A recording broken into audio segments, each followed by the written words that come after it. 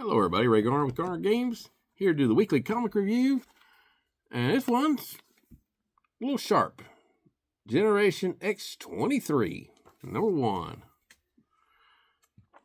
This is going to be brought to us by Jody and Jacopo Camagni, I think that's how it's pronounced. It's Camagni.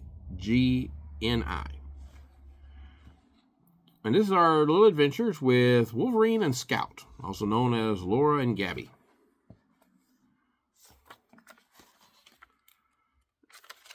And when our duo starts off, they're trying to protect the mutant. And in usual Marvel fashion,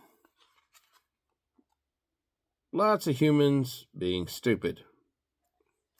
We got a crowd of humans attacking a mutant because they're a mutant, and we decided to bring lead pipes and signs to attack 2 girls with razor sharp blades coming out of their hands.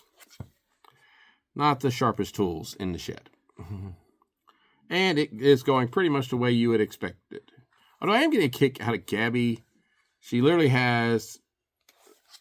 she gets kind of hurled at him and she's like, Gabby's cool attack name. Like she's trying to come up with catchphrases that she hasn't finished yet. So she's just leaving a holding spot. As the fight's going on, this massive time distortion thing hits. And we start seeing people through various times in their lives. There's one guy that he's laying dead. He's a baby. But Laura recognizes the smell. And after they calmed the mutant down, got the crowd gone, and Gabby is given babysitting duty, as she has said, Laura starts reminiscing about her friend, Kidden. I think that's how it's pronounced. Kiden. Now, unfortunately, some of the backstory on Miss Wolverine here, I don't know, because she was introduced in an era that I wasn't reading a lot of the X books. So there's this really cool splash page, though, here, where she has to go through a time distortion to follow the smell. And we get a collage of all of her different, well, not all probably, but most of her different looks throughout the years.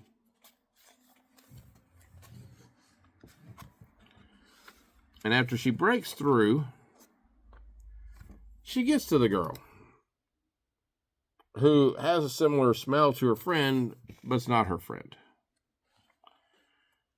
And she starts trying to tell her what's going on. And the girl can't keep her thoughts straight because she doesn't know where in the timeline she is relevant to Laura. But Laura promises she's going to help. And as she makes that promise, the girl dies through the time distortion in front of her. And we see the X-80 on her skin as she crumbles away. So she's obviously a clone of Laura's friend done by a weapons program. So she takes off on a bike to find the facility. And not long after she gets there, Gabby shows up, even though she wasn't supposed to. Tells Gabby what's going on. They, of course, immediately break in. Some cool little banter where she's talking about, like, yeah, no building's that normal unless it's an evil hideout. And then they're attacked by the security robots, which are all robot versions of Laura. And Gabby wants to keep one.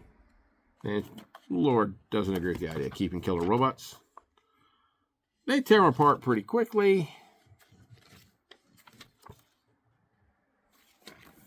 And then the people who own the facility, at least they claim they do, show up.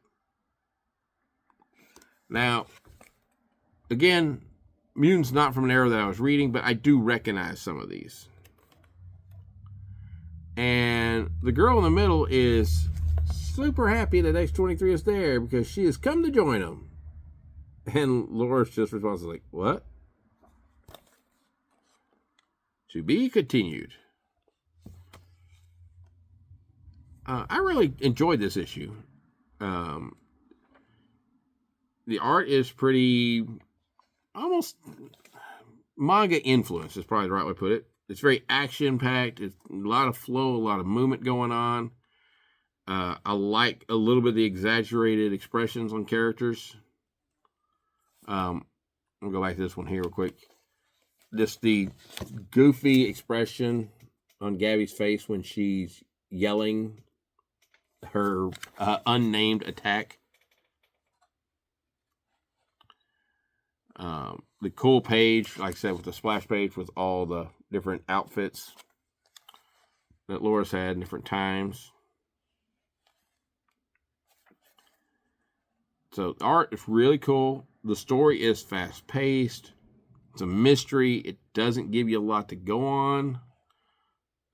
It probably would give me a little bit more if I knew a little bit more of the history. So I like the fact that the writer seems to be a big fan of the history of this character. So that's good. Maybe I'll learn a little something about it. But very fun book. I think you should check it out. And I'll catch you next week.